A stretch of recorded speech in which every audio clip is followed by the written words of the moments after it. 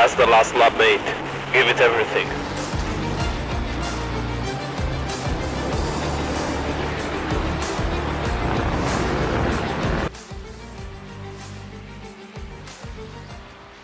Are you able to consistently match your best effort each time? What are the subtle things that top racers are doing with their tires in their qualifying session? As you've noticed, qualifying generally sets the tone of the whole race. When you're getting it right, your confidence levels for the race is a lot higher, and you'll be fighting similar skilled drivers if you qualify where you belong. In this video, we'll explore together how to manage your qualifying session and get the pole position. Before starting, don't forget to drop a like and a comment if you feel you're learning something from this video, as this is an easy and free way to support the channel. Let's get started. It all starts with the outlap. A good qualifying session is all about having the tires in the right operating window and, I would add, the right mentality for the laps. Now, speaking of the tires, before getting into the interesting details, let's address first the common misconceptions. Number 1. Avoid excessive weaving in the outlap, especially for long tracks. Instead of heating up the core of your tires, you will overheat the surface temperature and you will have less grip. Number 2. Do not hold the brakes in your outlap. This is the worst thing you can do, since by the end of the outlap the tires will be cooked. That's not the way to properly heat up the tires for more performance, it's quite the opposite. Number 3. A while ago, there was an exploit with driving on the grass to cool off the tires. That has been fixed, and just theoretically speaking, it would have not helped your outlap if you did that. For some reason, there is the myth that taking the grass will heat up the core temperatures quicker, but from my extensive testing, at least at the time of this recording, this is not true. The only result of using the grass in the outlap is losing some safety rating because of the off tracks, so avoid it. Okay, now let's take a look at our tires, especially at their temperatures. We have the surface temperature of the tire, which is the first layer, the yellow one that you see here. This surface temperature is outputted in iRacing. It's actually the only temperature that you can see, and if you use that black boxes, or if you use any telemetry agent where you can see the temperatures, what you're actually seeing there is the surface temperature. It's represented in 3 layers, the outer, the middle and the inner, but all those 3 refer just to this part right here, so it's just the surface temperature. It doesn't show you the core temperature. This changes very quickly. Even in one corner you can overheat the tire, so let's say you will brake a bit too hard, you will trigger the ABS, or you will lock up the tires, or you will understeer or oversteer. What happens is that the first part of the tire, the first layer right here, the rubber, will go so hot that the car will start sliding a bit more in the next corner. The reason why the car is sliding is because there's a big difference between the surface temperature and the core temperature. This core temperature changes a lot slower than the surface temperature, and this temperature is not shown in iRacing.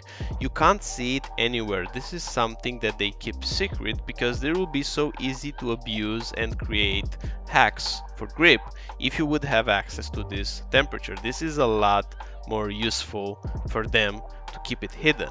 So, because we know this will change a lot slower, whenever you have a big difference between the core temperature and the surface temperature, the bigger this difference is, the less grip you will have.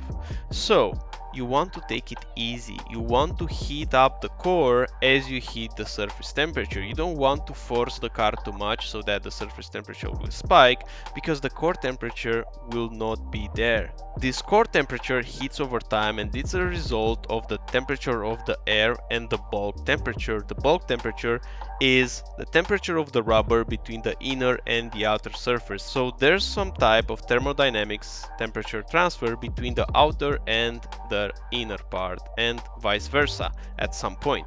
This video is part of my sim racing course to accelerate your progress. If you want to learn more, if you want to develop at a quicker pace, if you want to get all the technical details, then you can check out my course at getgoodracing.com.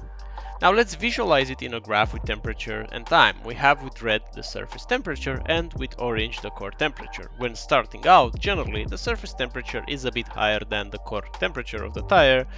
iRacing is not yet modeling preheaters, but probably they will do it very soon, so this will be more and more true as the time goes on. Once you start driving, if you have a lot of moments of pushing the car too much, and be mindful that it's very easy to go past the limit of grip in the first outlap. Just because you don't have a lot of grip available, it's very easy to slide the car. The tires are cold and there's not a lot of grip. So as you drive in the outlap, your goal will be to have the core temperature and the surface temperature very close one to another. So let's say something like this, going like this steadily, up to a point when it's gonna become like this, when they will meet. This is more like a visual representation. I don't have any proof of this happening, it's just what it feels to me when driving. But instead, what happens usually, if you do a mistake or if you push too much, the surface temperature will spike like this, while the core temperature will not spike, it will go its normal route. So over the outlap, this can happen. And at the end of the outlap, you could end up with this big difference between the surface temperature and this core temperature. The biggest this difference is, so the bigger this is, the less performance you will have of the tires. So even though you will drive your perfect lap, your best lap ever, it's still gonna be in your first qualifying lap, it's still gonna be a few tenths slower than what it should have been. So when getting out of the pits and we're preparing the outlap, given that now we know about the tire temperatures, we will try to slide the car less and less and avoid understeer or oversteer moments. If you're driving a GT car, you will notice that the car is sliding very easy with the LEDs that are triggering whenever the ABS or the traction control is triggering. For example, right now, if I'm a bit aggressive on the exit, you see those blue LEDs flashing? You don't want to do that. If you're gonna do it a couple of times, the surface temperature of the tire will already spike. Same here, if I will slide it under braking. Maybe this was a bit too much, but you got the idea. If I'm gonna sliding a bit under braking, even just a small bit, then the surface temperature will spike and the core temperature won't increase that much. And because that's that difference between the surface and the core, the car will be less and less grippy with the tires. Same here. Especially in this corner, if I trail brake a lot, the car starts sliding, and if I go on power and I have these corrections and LEDs flashing, surface temperatures go even higher. Now let's talk a bit about the strategy and how to approach the qualifying session. In iRacing you have 2 laps, and the best out of the 2 laps will be your qualifying lap. What happens usually is that some drivers do some mistake in their second lap and their first lap is their qualifying lap, and this is not ideal. Your second lap will always be faster because the core temperature will start increasing a bit more in the second lap, so you will have just a bit more grip. Imagine you're a robot and you drive exactly the same in your both laps. The second lap is gonna be 2, 3, even 8 tenths quicker for some tracks than your first lap. So it's super important to know this ahead of time. You want your second lap to be your quickest lap. You don't want to do mistakes in that lap, but also you have to think about the tires.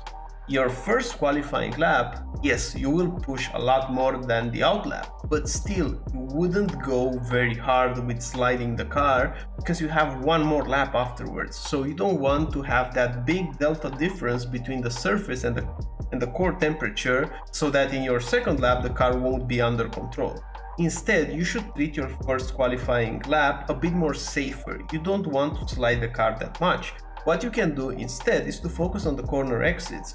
while you want to rotate the car with the trail brake mid-corner, on a exit you want to be a bit gentle with the throttle so you won't have wheel spin. You can get a bit of the rotation from that wheel spin, but in your first lap I would not recommend it.